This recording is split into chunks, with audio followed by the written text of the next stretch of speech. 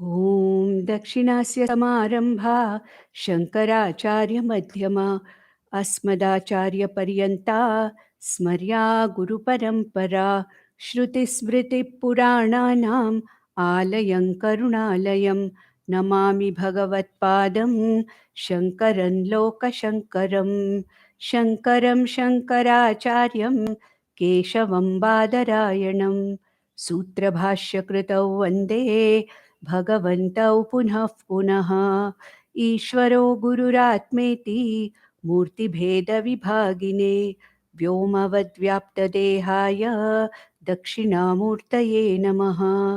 परिज्ञानाश्रम श्रीगुरुशङ्कर परिज्ञानाश्रम शङ्कर सद्गुरु केशववामन कृष्णपाण्डुरङ्ग आनन्द परिज्ञान गुरु सद्यो जात शङ्कर सद्गुरु गुरुर्ब्रह्मा गुरुर्विष्णु गुरुर्देवो महेश्वरः गुरुः साक्षात् परब्रह्म तस्मै श्रीगुरवे नमः। ॐ सहना भवतु सहनौ भुनक्तु सह वीर्यङ्करवावहै तेजस्विनावधीतमस्तु मा विद्विषावहै। ॐ शान्ति शान्ति शान्तिः। ॐ भद्रं कर्णेभिः शृणुयाम देवाः भद्रं पश्येमाक्षभिर्यजत्राः स्थिरैरङ्गैः स्तुष्टुवागुंसस्तनूभिः व्यशेम देवहितं यदायुः स्वस्ति न इन्द्रो वृद्धश्रवाः स्वस्ति नः पूषा विश्ववेदाः स्वस्ति नस्तार्क्ष्यो अरिष्टनेमिः स्वस्ति नो बृहस्पतिर्ददातु। ॐ शान्ति शान्ति शान्तिः।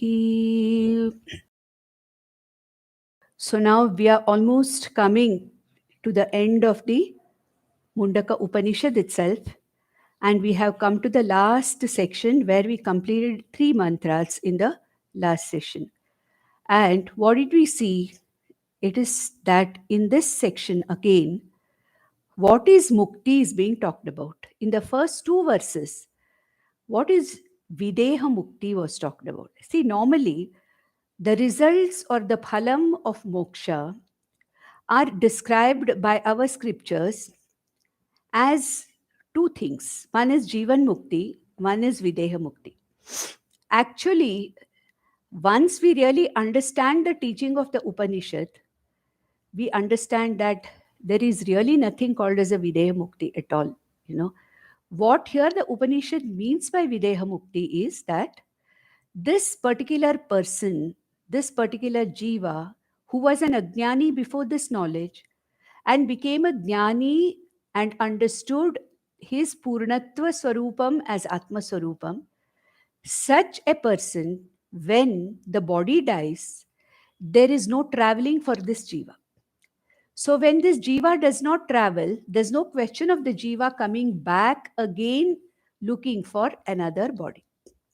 That is what is called as Videha Mukti. That means this particular, it's going to be explained in the same section after another 2-3 verses. What is the meaning of Videha Mukti is going to be told very clearly. See, normally what happens, as an Ajnani, I die. What do I mean by dying? I don't die. The Atma doesn't die. The Sukshma Shariram leaves the Sthula Shariram. That is called as the Sthula Sharira, Sukshma Sharira Viyoga. The Sukshma Sharira, along with all its, baggage of karma, Sanchita karmas, travels. And what is the trajectory for this travel? We also saw that in the last section, last session, where kamanya kamayate manyamanaha kamabhir jayate tatra tatra.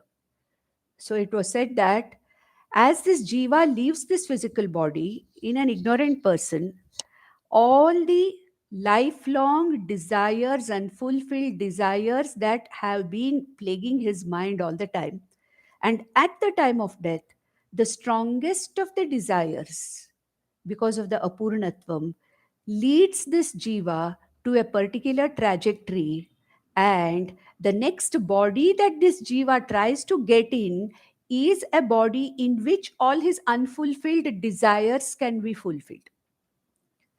So, like somebody, asked, that in my next life, I want to be something.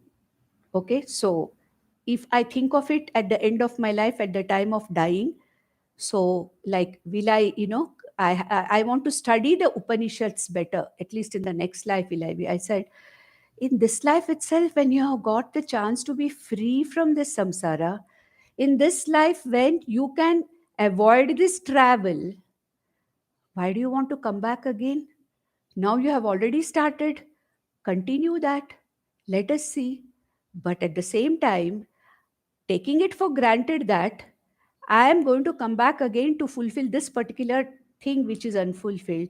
But at the time of death, what is that desire or unfulfilled feeling which is at the topmost priority at the time of death? The thought, the final thought at the time of, I don't know. So ultimately, how am I sure that I'm going to come back in the next life and have the capacity to do what today I have a fancy for something?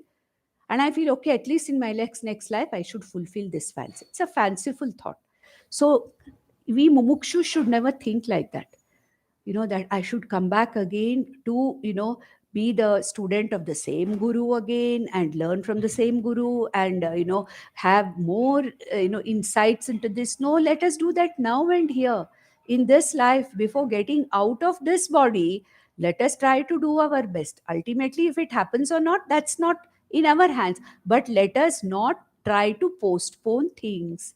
So, what was said in the second verse was, depending upon the most unfulfilled or the deepest desire that is occupying my mind, manya manaha, out of all the desires which have been constantly there in my mind waiting to be fulfilled, that particular desire expresses itself at the time of death as the strongest desire, and that is the desire which actually sets the trajectory for the traveling jiva. But then what did he say in the last two lines of that previous second verse? Paryapta kamasya kritatmanastu ihaiva sarve praviliyanti kamaha. For a kritatmanaha, for a person who has understood that I am Brahman, when the teaching of the Upanishad has been very clearly understood, and when a person's intellect abides in this knowledge, he is called as a Kritatma. Kritatma means what? His mission for this life is fulfilled. As a human being, he has come to this life, it is fulfilled. Ihaiva sarve praviliyanti kamaha. For this person who is a jnani, there are no desires left in his mind clamoring with each other to be the last thought at the time of death. Ihaiva sarve praviliyanti kamaha. All the desires have dropped away from him here and now. So let us see that, if at all, let us have our goal as Jivan Mukti, not as Videha Mukti. Jivan Mukti, in this life, living here and now, I should be free from this samsara. Doesn't matter what happens next life. One Sukshma Sharira, whether it comes back again in another body, why should I bother? Anyway, I am Videha. I am not the Stula Sharira, I am not the Sukshma Sharira, I am not the Karana Sharira, but I am the Sakshi Chaitanya Atma. This is what I have learned. So, what does it matter to me where my Sthula Sharira goes, why Sukshma Sharira goes? It is not my Sukshma Sharira. It's not my Sthula Sharira. I am the Atma who is not born, who is not dead. And therefore, he who is not born, who does not die, all the time present. So, ihaiva sarve praviliyanti kamaha, for this jnani, for whom all the desires have dropped away because of understanding that I am the Purnatva Swarupa Atma, aham akarta Atma, abhokta Atma iti, the one who has understood there are no desires left. So when he dies at the time of death, which we will see in the next few verses, there's no question of his jiva traveling. He has given up the jivatva bhava here and now. With this knowledge itself, his jivatva bhava, I am a limited jiva. iti, that apurna jiva, samsari jiva, unhappy jiva iti, that feeling of jivatvam is gone. When I see aham brahmasmi, that jivatva bhava is gone, then where is the question of coming back again as a jiva? Ihaiva sarve praviliyanti kama, I said, that is the ultimate thing, that there is no rebirth, no traveling for this jiva of this so-called jnani. He is no longer bound by the jivatva limitations. He is a sarvajnaha. He is as good as Ishvara. That's why it was said in the previous section that Bhuti Kamaha, those who are interested in material benefits, may they worship this Jnani, because it is like worshipping Ishvara. So, with these first two verses in this last section, the Jivan Mukti and Videha Mukti as the Jnana Phalas, as to what is Mukti was talked about. It will come again in the next 3, 4, after another 2 or 3 verses. It will come again as to what is this Videha Mukti. And we also saw the third verse last time, that what are the sadhanas that are absolutely necessary for making this intellect prepared for this knowledge. But very interestingly, the Upanishad here in the third and the fourth verse talks about the what you call the upayas, or the the means for this knowledge, or the sadhanas for this knowledge, in a negative way. In the negative way means what? It is not got by this, it is not got by that, but it is got by only a particular thing. That is going to be told here. And in the third verse we saw nayamatma pravachanena labhya, mere listening without being committed to the listening. Today I listen to something, tomorrow I listen to something, day after something else I listen. No commitment, no systematic study of the Vedanta. For such a person, it is not available. It is like, digging, 10, 10, 10 feet everywhere and saying in 10 places and saying, I'm not getting water. I will not get. I have to dig deeply enough till I get water. There's no point in my digging at 100 places in one place, 5 feet, 10 feet, and say, oh, I made a lot of effort, but I didn't get anything. It is a wasted effort. So what he says is, Nayamatma pravachanena labhyaha means by mere shravanam, it is not going to be understood. It has to be a committed shravanam for a consistent period of time. I have to be willing to spend quite a large part of my day as Shravanam to be the first priority.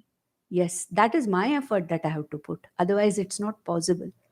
Though it is myself that I want to know, though Brahman or Atma is nothing but I myself, but knowing myself to be what is my reality, to know that I have to make an effort. Look at this.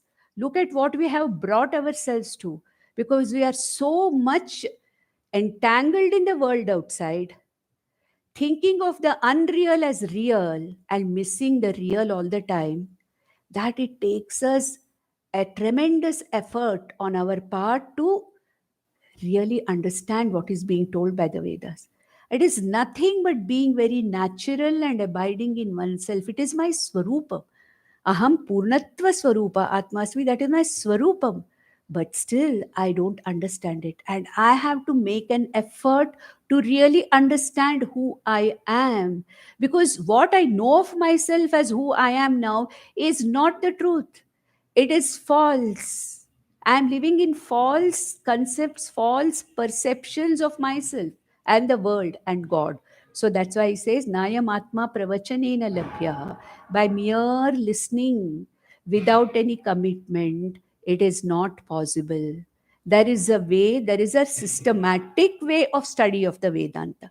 Na medhayana bahuna shrutena, mere scholarship, recitation of the Vedas, by hearting the Vedas, throwing references from here and there, writing books is not going to help. It's not going to help. What helps is, ye me vaishya vrinate tena labhyaha, tivra mumukshutvam. The one who has got the tivra mumukshutvam, that this is my priority. Everything else is secondary to it. My life is going to be going to be dedicated for knowing who I am, Atma Jnana. Everything else is going to be secondary to this. All the roles that I'm playing, all the people around me, whatever I to do, I will do according to the prarabdha of this body. But it is not the primary purpose of this life. Thy primary purpose, now that I have got a guru, I have got the shastra, I have got the I have got the pramanya buddhi in the shastra, I am going to utilize it to the best of my ability. The commitment that has to be there. For such a person who's a Tivra Mumukshu, Tena Labhyaha, such a Mumukshu is the one who really gets this. Gets this means what? He says, Tasyaisha Atma Vivrinate Tanum Swam. Atma reveals itself. That means what? I reveal myself. I reveal my own nature. I'm already that. I'm already that. I just need to remove that ignorance of what I think I am. And once that ignorance is removed through knowledge, then I, the Atma, I shine in my pristine glory. There's no need for anybody to tell me you are this Atma. I see myself as what I am, as what reality I am. Then in the next verse, in the fourth mantra, the Upanishad talks about, you know, and other things which will obstruct a person's pursuit towards moksha. So let's go to mantra number 4, where he says, Nayamatma balahinena labhyaha na cha pramadat tapaso vapyalingat yetairupayaihi yatate yastu vidvan tasyaisha atma vishate brahmadhama.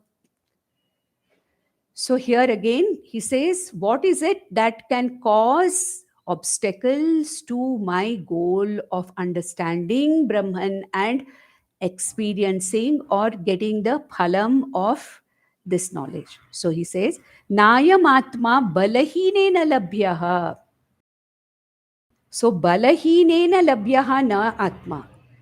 Now Balahina means the one who does not have the strength.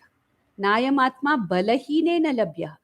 What is the meaning of strength here? Is it the physical strength? That means, does it mean a mumukshu has to be a boxer or a person who has six packs abdomen or something? Bala? No, it's not that. Here it is buddhi balam. The balam, the internal courage and the internal strength and the internal commitment to this knowledge. Because it's not something that is so easily available. See, our outside world knowledge only, like for example, take any art, music or dance or painting or whatever it is. It takes us years and years to master the art. Even then, we cannot say that we have mastered it. And that is the thing with something which is available to us easily as object outside. How can we expect that this Brahmajnanam, which we have never thought of ourselves in that way, what the Upanishads tell us is something which is flabbergasting to us in the beginning. You are everything. You are the very Sat Swarupa. You are the all-pervading consciousness.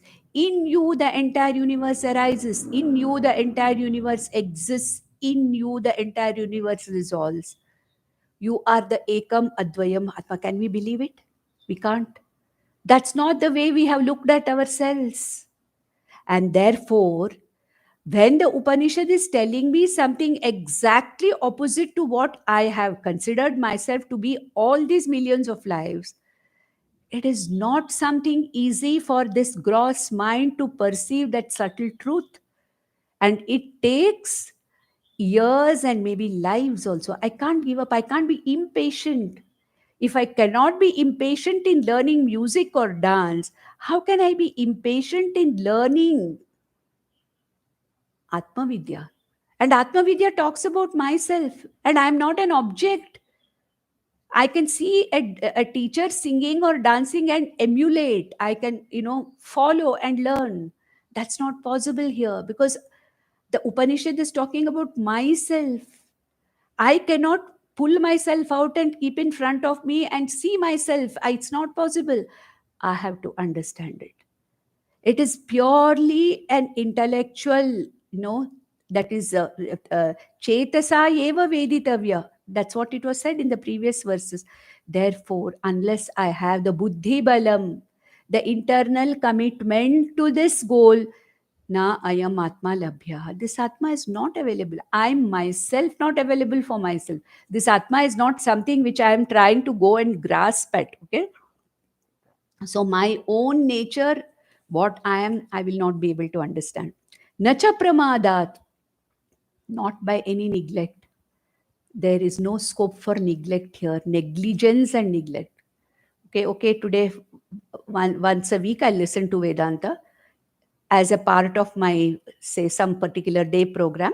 Rest of the time, I will just do whatever I have been doing. That won't work. Nacha pramada. Oh, I can't do today. I can't this one. I'll see some other time. That's not going to work. And he says nacha pramadat. Pramada here means by any kind of a neglect or indifference to it. No, I have to be committed. What he's talking here is commitment. That's it.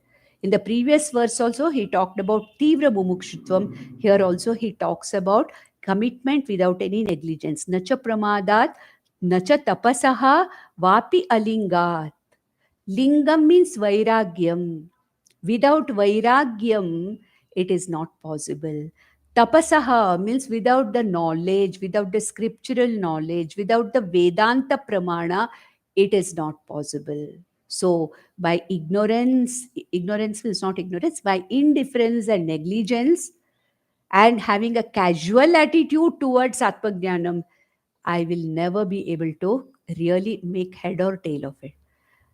I may use a few words here and there and utter a few of them and make my knowledge, obvious to others, but then nothing would have really entered into me. So, nacha pramadat tapasaha, without knowledge. Tapasaha here means knowledge.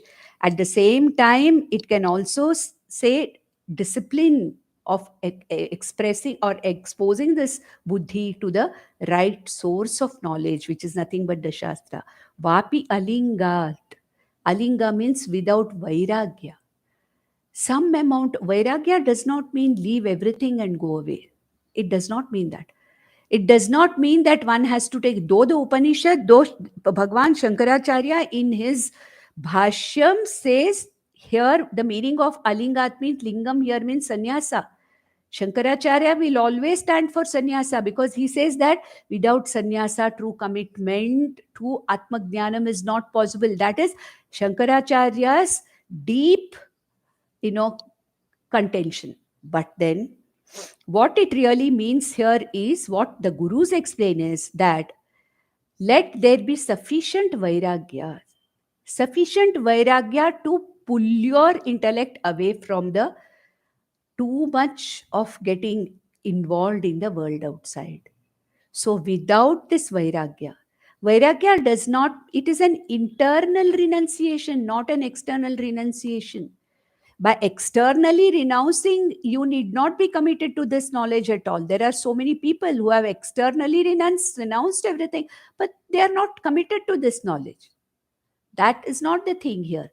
Here, what it means is the renunciation is the internal renunciation, that I should not give too much of importance and value to that which doesn't have it. Give the right value to everything around me as that which is anityam, that which is agamapai, that which is perishable. Yes, it is available for my use. I will use it, but I'm not going to be entangled in it. This is Vairagya.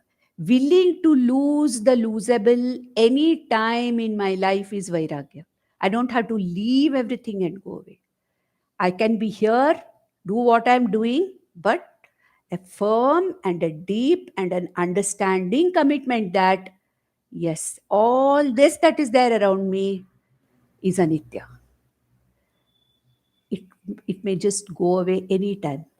The willingness, the capacity to be ready to lose the losable.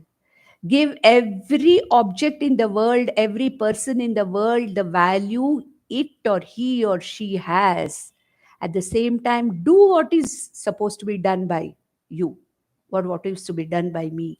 So this is what is called as the, alingat. By without vairagya, it is not possible to get it. And how do I get vairagya?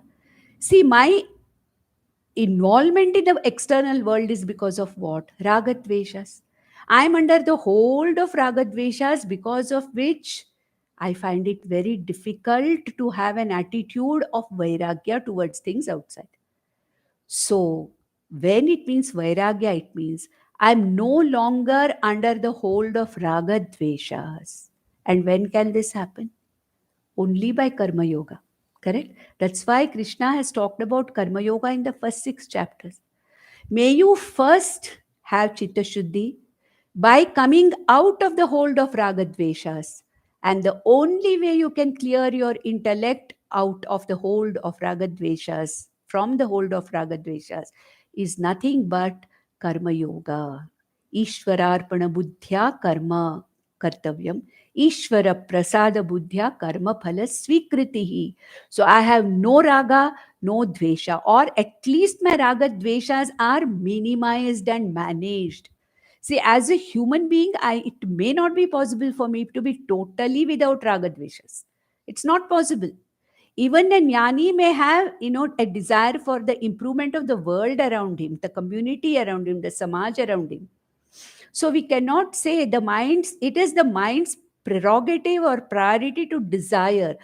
But the problem with the jnani is that the jnani is not held by his neck by ragadveshas. But we, the ajnanis, are under the hold of ragadveshas. This is the difference. And what is the meaning of vairagya? By karma yoga, I make my chitta shuddha enough, chitta shuddhi, so that I'm no longer a victim of my own ragadveshas. That is what is called as vairagya. So without vairagya, without managing my ragadveshas, it is not possible to get this knowledge. Then yetaihi upayaihi yatate yastu vidvan. The third line. Yetaihi upayaihi. These are all the upayas. These are all the means that a yati uses. Who is a yati? A tivra mumukshu, who is a sadhaka, who is having commitment towards Atma Jnanam as his goal. Such a person, we can call him a yati, we can call him a dhira, we can call him a viveki, anything. Such a person, he says, yetaihi upayaihi yatate yastu vidvan. And then he becomes a vidwan, the knower of Brahman. Yatate. He puts his effort. Tivra mumukshit. So what all has come here? Commitment. Understanding that there is nothing else more important than knowing who I am. Viveka. Vairagya. Lingaha. Vairagya. Then avoiding pramada, indifference and neglect. And then he has talked about what? Tapas, jnanam, exposing myself to jnanam. And then what has he talked about? Where we don't get held by the ragadveshas, held captive by the ragadveshas, chitta shuddhi. So these are all the upayas. Yetaihi upayaihi yatate yastu vidvan. This vidvan, yeshaha, this vidvan. Vidvan means what? A very discriminative person. A viveki sadhaka. A viveki mumukshu can be called as a vidvan, who uses all these upayas for that one goal. That is what? Knowing aham brahmasmi. Tasya yesha atma vishate brahmadhamaha. Okay. Such a person, vishate means enters. There's no question of entering. He understands and abides. Vishate, because there's no other way the Upanishad can explain. Vishate brahmadhamaha means the abode of Brahman. What is abode of Brahman? I myself, Atma. That means what? By this upaya, a viveki, vairagi, sadhana, chatushtaya, sampanna, adhikari, who has no pramada, no neglect, but absolute commitment of mumukshutvam, exposure of his intellect to the Guru and to the Shastra, and gets this knowledge, aham brahmasmi iti, such a person abides absolutely without any kind of a change, without any kind of a doubt, he abides in the Atmaswarupa. Literally, Nishtha. This is called as Jnana Nishtha. Nishtha means an unshakable understanding of the truth, an unshakable abidance in the truth. So that is what is called as the Jnana Nishtha, Brahma Nishtha. That's why I said Shrotriya Brahma Nishtha Guru. Brahmanishta, Atmanishta, Jnananishta, all these mean that. So here, what was talked about here in these two verses, the third and the fourth verse, we were talked about, it was the upayas were talked about. The first two verses talked about the Jivan Mukti and Videha Mukti. The third and the fourth verse talked about the various upayas in the form of what we have already seen, sadhana chatushtaya sampatti. Okay, that, now the fifth verse. Now Vishate Brahma Dhama we saw in the fourth verse. So there should not be any kind of a misunderstanding on this word enters Brahman.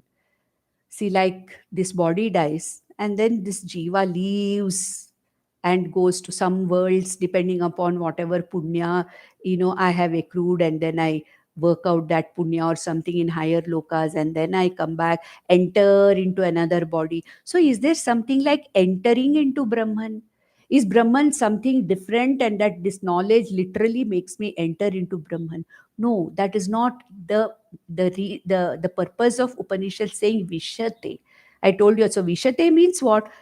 Knowing, understanding, and abiding in this knowledge that this is my real self. This is me. This is the real self. I. What I thought of all these days, I'm not. I'm not the limited parichinna dehatma, the jiva. I'm what? A parichinna. Satchit Ananda Rupi Atma Ahamasmi. Iti, that understanding and abiding in it and getting totally free from the afflictions of the world outside, which we call as Jivan Mukti, which we call as Moksha. There's no entry anywhere here. It is a question of mere understanding.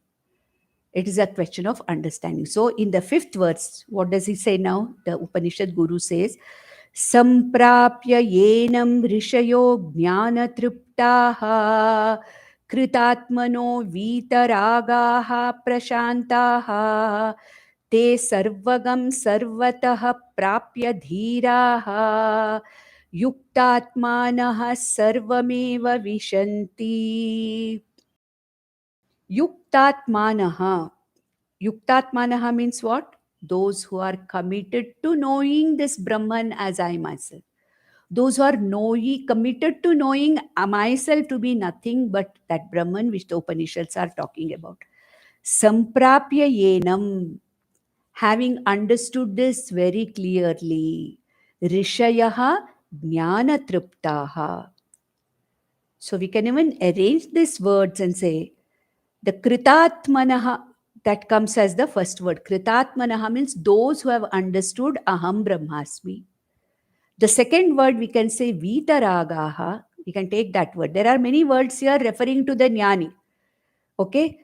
What is samprapyena rishayaha jnana triptaha kritatmanaha vitaragaha prashantaha dhiraha yuktatmanaha. All these are referring to this. All these words in this verse are referring to who? They are referring to nothing but this jnani. So let us take the word kritatmanaha, the one who has understood aham brahmasmi. By what? And when they understood that, what happens? Vitaragaha prashanta. Nothing affects them. They are in the same world as you and I are. They are in the same world in which they were earlier. The same situations and people surround them. But then they know that all these things are nothing but matra sparshastu kaunteyaha shitoshna sukha dukkhada agamapaino anitya. They know that very well. And therefore, all the experiences are nothing but mithya. They come and go. When this knowledge is very clear, they are not afflicted by this. Their minds are very calm and quiet. Prashantaha, vitaragaha. They no longer are subject to raga, dvesha, matsarya, asuya, krodha, etc. They're not there. They are all the kritatmas, means those who have understood their reality. Jnana triptaha. This knowledge is enough to give them this tripti. We have a chapter in a work of Vidyaranya Muni called as Panchadashi. In that, there is a full chapter of almost 300 verses talking about tripti that this jnanam brings about. It's that the topic, that chapter itself is called as tripti deepa. So a jnana tripta, that is that tripti which the mind experiences with reference to the world outside is only a result of this knowledge. Jnana triptaha and samprapya yenam jnanam. Having got this knowledge, abiding in this knowledge, these rishis, those who have got this knowledge, they're called rishis, rishayaha, the one who sees, the one who has the samyak darshanam, the one who clearly understands that I'm not this limited body, mind, sense complex, but the limitless Atmaiti, the one who understands. Then this jnanam itself gives him that insulation from the raga, dvesha, sukha, dukkhas of the samsara, jnana triptaha. Third line, they sarvagam sarvataha prapya dhiraha. These are the dhiras who have made it, who have made their chittam ready for this knowledge by chitta shuddhi, by karma yoga, chitta naischalyam by upasana yoga, maturity of the intellect by amanitvadi qualities, following that, and who have sown the seed of knowledge through the Guru and Shastra. These people who have been committed to this year after year, maybe life after life, dhiraha, what is it? Te sarvagam sarvataha prapya. Sarvagam sarvataha. They are nothing but that all pervading Atman, all pervading Brahman. Yuktatmana means those who are committed to knowing this Brahman. They sarvameva avishanti. Sarvameva avishanti means they become everything. Again, jnana phalam, this is jnana phalam. I am everything. I am that Brahman which is all pervading. I am that Brahman, I this consciousness, not the body, mind, sense complex. I this consciousness is that Brahman which is the adhishtanam of everything that is there. So I am the Sarvatma. I am that Atma which is the consciousness in everything. Sarvameva avishanti. Again, moksha phalam is talked about here.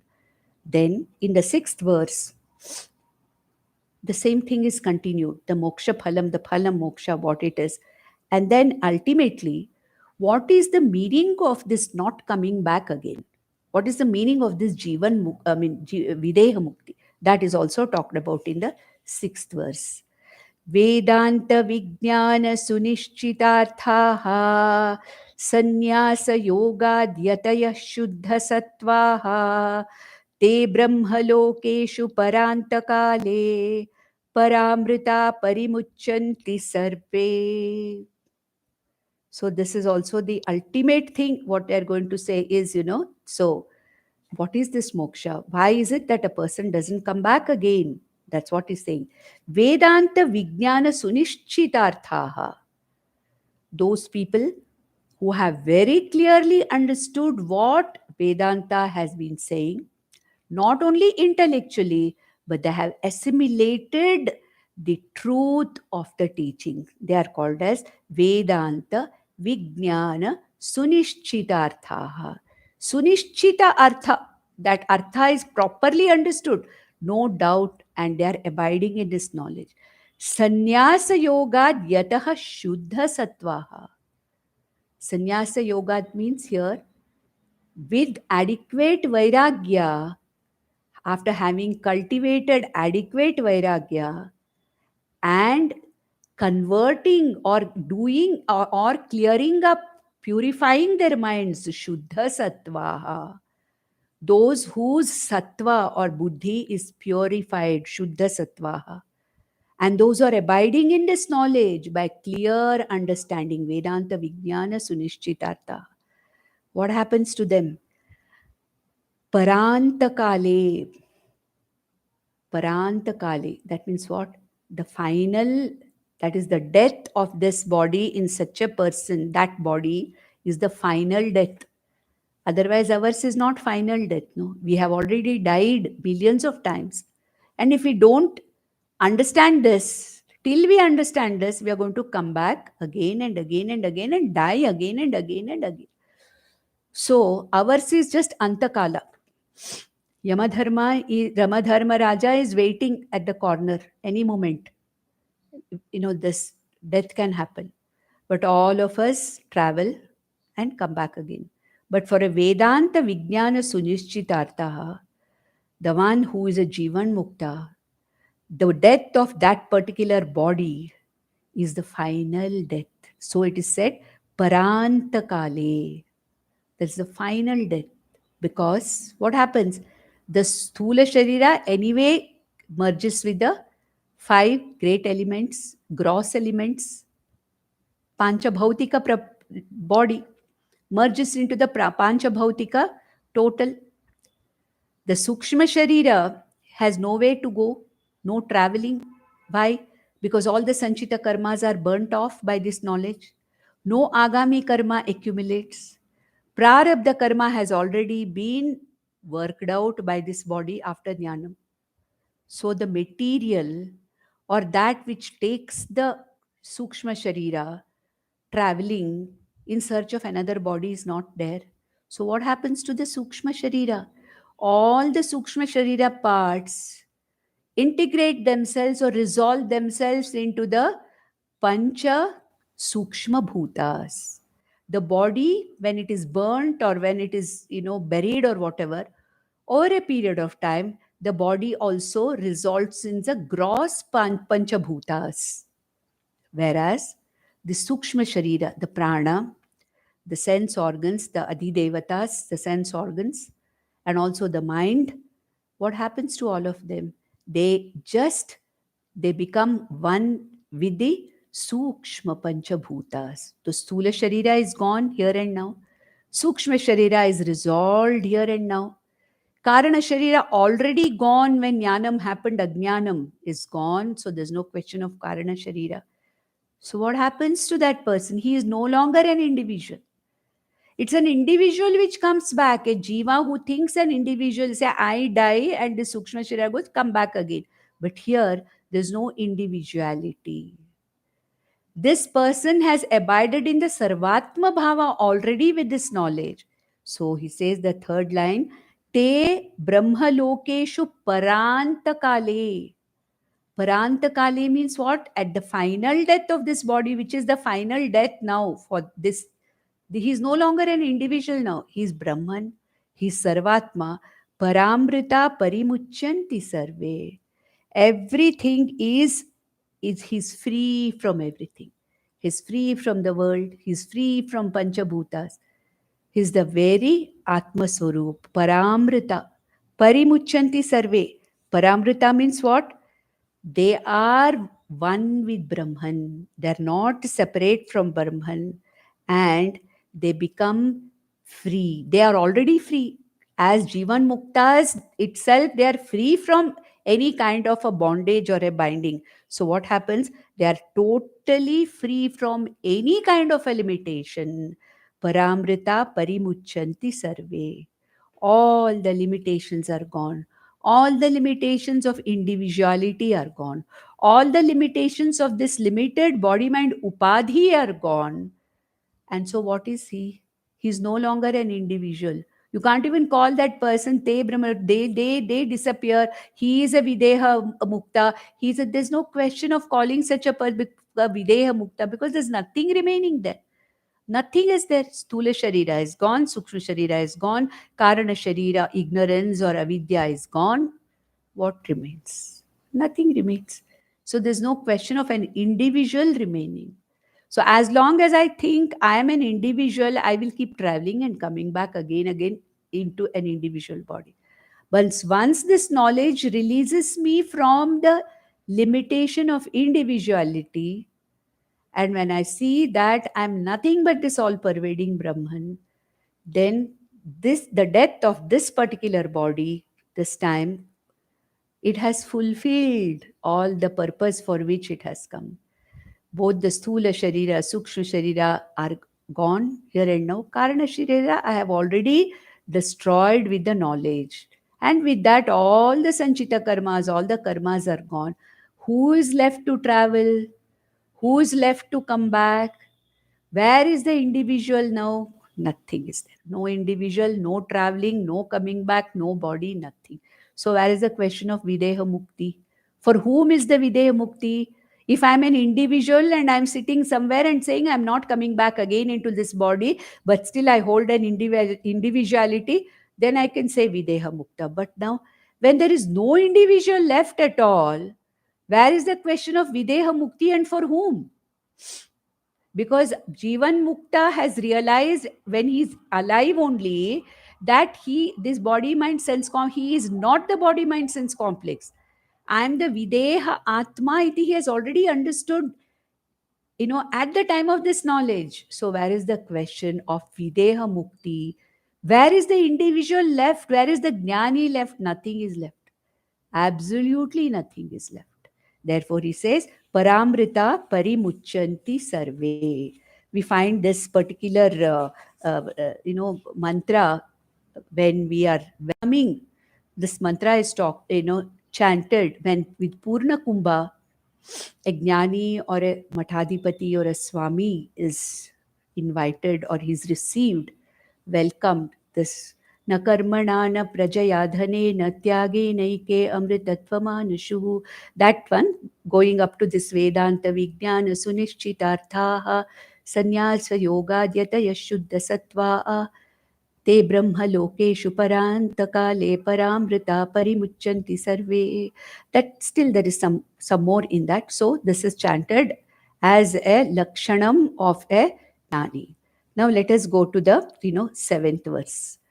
In the seventh verse, there are certain things which are told, which are technical. We don't have to worry about it. So, what really remains? If the no individual, everything is gone, what remains? He says that here. And this verse is explained very clearly in the Prashnopanishad. There's another Upanishad called Prashnopanishad, where this particular thing is explained very clearly. But right now, I'll just, we'll read this mantra and I will tell you what really it means. And we don't have to much worry about this particular thing. Now, what he says is, Gataha kalaha panchadasha pratishtaha devascha sarve pratidevatasu karmani vijnanamayascha atma pare avyaye sarva yeki bhavanti.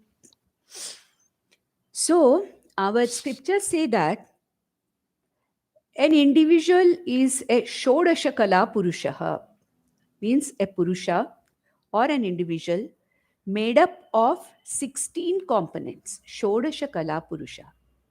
And what this Upanishad is saying here is that at the time of this Paranta Kala, or the time of the final death of this body, the 15 kalas, they just go and merge with their respective total. If you understand that, that much is enough. There's one kala which remains back. And what is that? Namaha. That 16 are given here. The list is there. But I don't want to, just go into that because it may not be very relevant now. What I'm trying to say is, remember one thing, that our scriptures describe every individual as a composite of 16 kalas. Kalas means parts. It's a different way of classifying.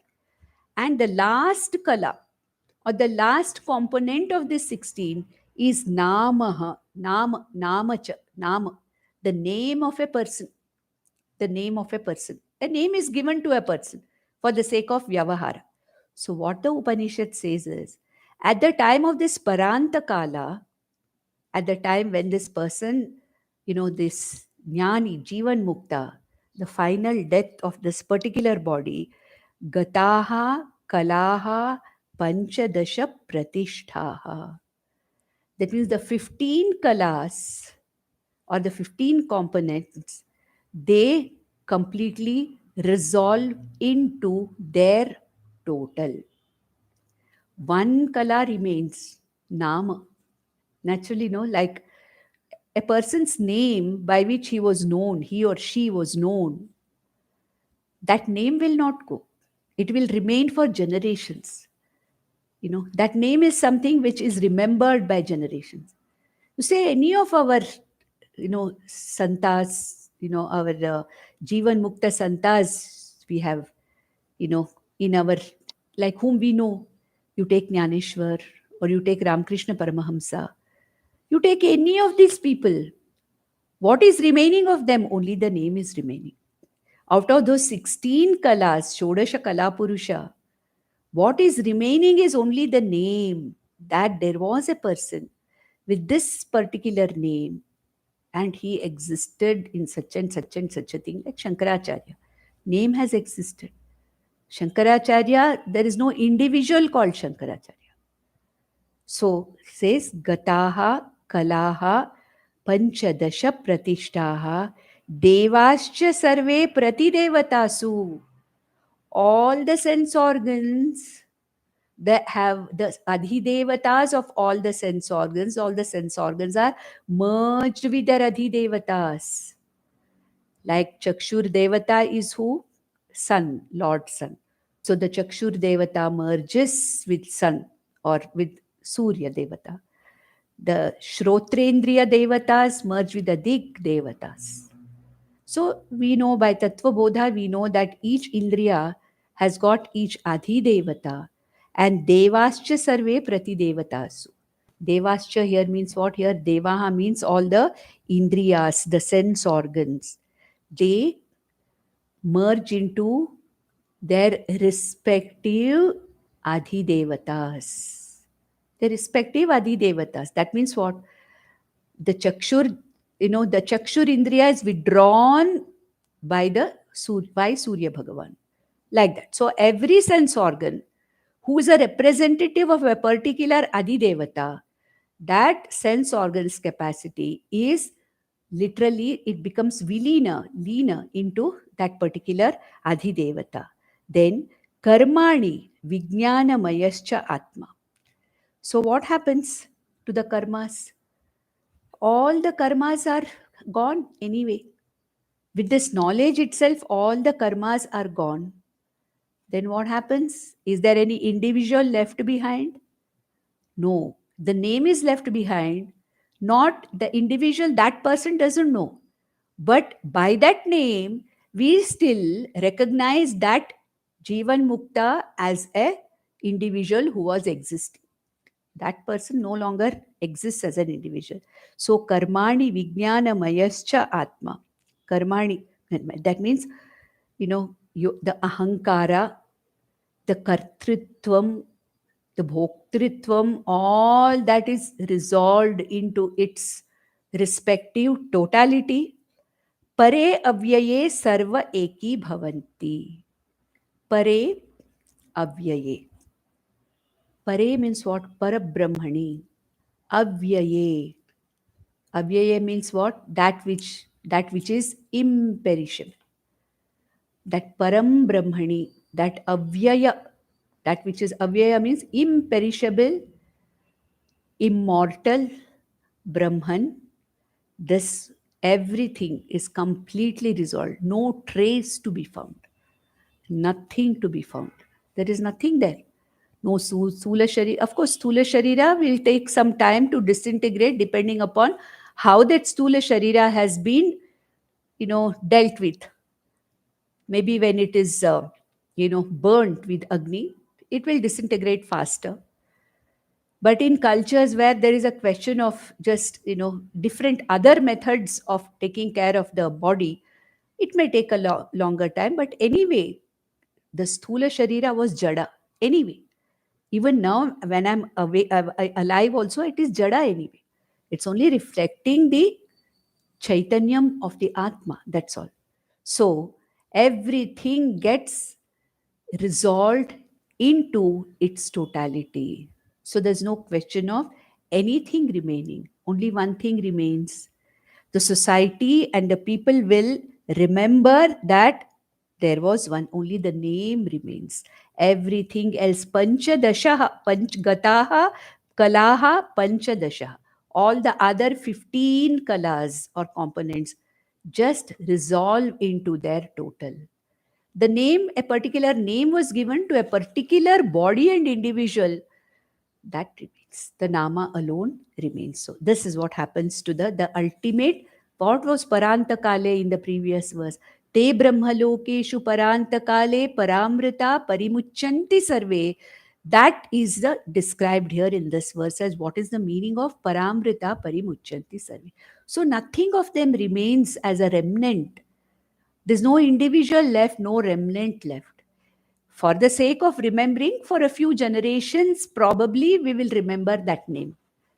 There may be so many Jivan Muktas who are not even known by anybody, and in their cases, even names may not be known. It doesn't mean that every Jivan Mukta is a guru, every Jivan Mukta is known by others, need not be. You don't know how many Jivan Muktas have just lived their life, got this knowledge, enjoyed the freedom of Jivan Mukti and just gone away without anybody knowing, even knowing them that this person is a Jivan Mukta. Who knows, among us there may be so many people like that whom we are not aware of, that they are really these jnanis. We may not be. So in their case, we may not. But then, as an individual body mind who had a particular name, that name cannot go anywhere because it was given. It cannot go and resolve anywhere else. So that name remains. Either historically it remains or in whatever way it remains in itself. That's it. So with this, I think we will, stop today, and we have just about, I think 4 or 5 the concluding verses which are which we can complete next time. So next session would be the last session of the Mundakopanishad.